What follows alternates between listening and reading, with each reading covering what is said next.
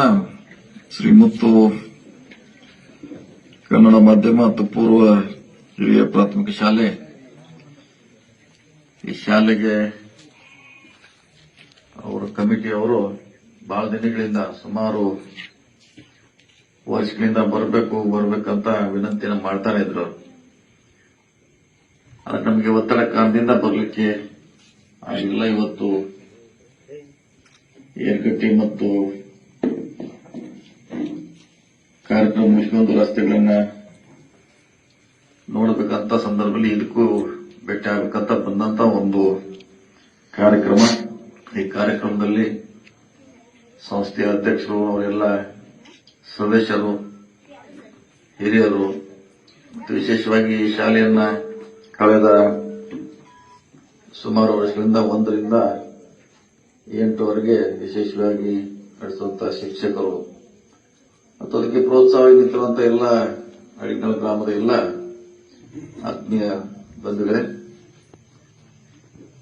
ಇವತ್ತು ಹಳ್ಳಿಯಲ್ಲಿ ಶಿಕ್ಷಣ ಕೊಡದೆ ಒಂದು ದೊಡ್ಡ ನಮಗೆ ಚಾಲೆಂಜ್ ಆಗಿದೆ, ಹರಸಾಹಸ ಆಗಿದೆ.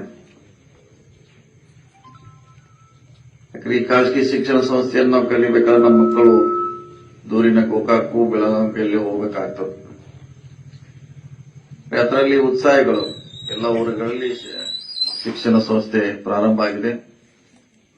ಅಲ್ಲಿರುವಂತಹ ಉತ್ಸಾಹಿಗಳು ತಾವು ದುಡಿದಂತ ಹಣದಲ್ಲಿ ಒಂದು ಶಿಕ್ಷಣ ಸಂಸ್ಥೆ ಕಟ್ಟಬೇಕು, ನಮ್ಮೂರಿಗೆ ಏನಾದ್ರು ನಾವು ನಮ್ದೇ ಅಂತ ಕೊಡುಗೆ ಕೊಡ್ಬೇಕಂತ ಬಹಳಷ್ಟು ಜನ.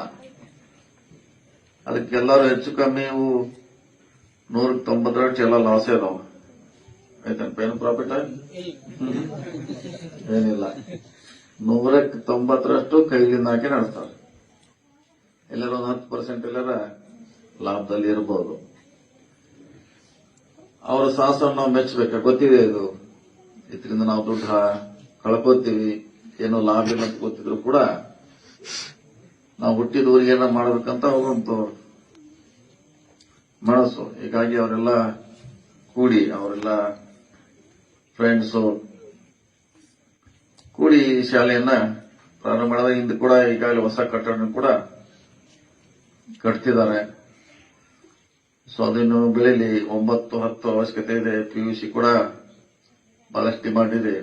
ಡಿಗ್ರಿ ಕೂಡ ನಮ್ಮ ಹಳ್ಳಿಯಲ್ಲಿ ಆಗಬೇಕನ್ನೋದ ಜನರ ಬಯಕೆ ಆಗಿದೆ. ಬಹಳಷ್ಟು ಜನ ಡ್ರಾಪ್ ಔಟ್ ಆಗ್ತಾರೆ, ಹೋಗೋಲ್ಲ ಗೋಕಾಕ್ಕೆ, ಬೇರೆ ಕಡೆಗೆ. ಅವರ ಪಾಲಕರು ನಮ್ಮ ಊರಲ್ಲೇ ಅಭ್ಯಾಸಕರೇ ಕಲಿಸ್ತು ಅನ್ನೋದು ಅವರಿಗೆ ಒಂದು ಮನಸ್ಥಿತಿ ಇರೋದ್ರಿಂದ ಬಹಳಷ್ಟು ಜನ ಶಾಲೆಗೆ ಮುಂದಿನ ಶಿಕ್ಷಣಕ್ಕೆ ಹೋಗಲ್ಲ. ಅವರು ಬಹುಶಃ ಮುಂದಿನ ದಿನಗಳಲ್ಲಿ ಇದು ಕೂಡ ಬೆಳೀಲಿ, ಆ ಶಿಕ್ಷಣ ಇಲ್ಲೇ ಸಿಗ್ಲಿ ನಮ್ದು ಆಶೆ ಆಗಿದೆ. ಈಗಾಗಲೇ ಬರೋಕ್ಕಿಂತ ಮುಂಚೆ ನೀವು ರಸ್ತೆ ನೋಡಿದೆ, ಬಹುಶಃ ಬೆಳಗ್ಗಿಂದ ರಸ್ತೆ ನೋಡ್ತಾ ಇದೆ. ಎಲ್ಲ ಕಡೆ ಚೆನ್ನಾಗಿದೆ. ಉದ್ಗಟ್ಟಿಯಿಂದ ಅದೊಂದು ರಸ್ತೆ, ತಳಕಟ್ನಾಳ ರಸ್ತೆ ಒಂದು ಕೆಟ್ಟದು, ಇದೊಂದು 2 ನೋಡಿದೆ. ಉಳಿದಿದ್ದು ಹೆಚ್ಚು ಕಮ್ಮಿ ಸರಿ ಇದೆ. ಅದನ್ನ ನವೆಂಬರ್ನಲ್ಲಿ 2 ರಸ್ತೆ ಪ್ರಾರಂಭ ಮಾಡ್ತೀವಿ. ನಿಮ್ದು ಮಾಡ್ತೀವಿ, ಕಡಿನಾಳ ತಳಕಟ್ನಾಳ. ಆ 2 ರಸ್ತೆ ನಾವು ನೋಡಿದ್ರಲ್ಲಿ ಸುಮಾರು ಇದೆ. ಇದೆಲ್ಲ ಹೆಚ್ಚು ಕಮ್ಮಿ ಓಡಾಡುವಂತ ಇದೆ. ಈ 2 ರಸ್ತೆ ಮಾತ್ರ ಬಹಳ ಕೆಟ್ಟಿದೆ.